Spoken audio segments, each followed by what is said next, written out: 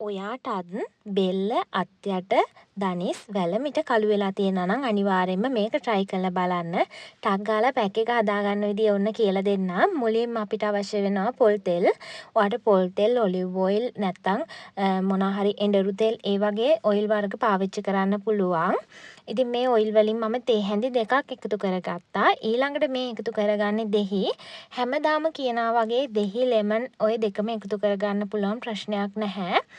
දෙහි බෑවක යුෂ මම එකතු කරගන්නවා. යුෂ ටික මේ විදිහට අපේ පොල් තෙල් එකට හොඳට දාලා මේ අර දෙහි වල තියෙන ඇට ටික මම අයින් කරගන්නවා. ඊට පස්සේ පොල් තෙලුයි දෙහි ටිකයි හොඳට මික්ස් කරගන්න.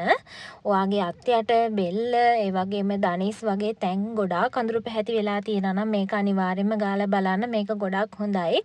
හොඳ ප්‍රතිඵල තියෙන දෙයක්.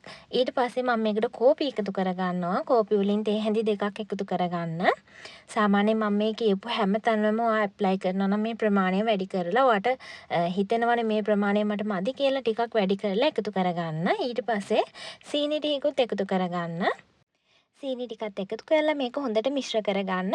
ඊට පස්සේ අර අපි මේකට දාගත්තු දෙහි ගෙඩියේ ලෙල්ල තියෙන ඒ ලෙල්ලට මේ හදාගත්තු පැක් එක දාලා ඒකෙන්ම පුළුවන් නම් ඇප්ලයි කරන්න. එහෙම ඇප්ලයි කරනවා නම් ගොඩක් හොඳයි. අර දෙහි ලෙල්ලට මේක දාලා රවුම් මතට ඇප්ලයි කරන්න නිකන් ස්ක්‍රබ් කරනවා වගේ. සතියකට දවස් දෙකක් අනිවාර්යෙන් මේක කරලා බලන්න. අනිවාර්යෙන්ම ඔයාට හොඳ ප්‍රතිඵල ගන්න පුළුවන්. මේක වෙලාවක් නැහැ. ඔයාට කැමති වෙලාවක පාවිච්චි කරන්න පුළුවන්. අනිවාර්යෙන්ම සතියකට දවස් දෙක ගානේ සති 3ක් මේක පාවිච්චි කරන්න. අනිවාර්යෙන්ම ඔයාට හොඳම රිසල්ට් එක ගන්න පුළුවන්. ප්‍රශ්න තියෙනවා නම් කමෙන්ට් එකක් දාන්න.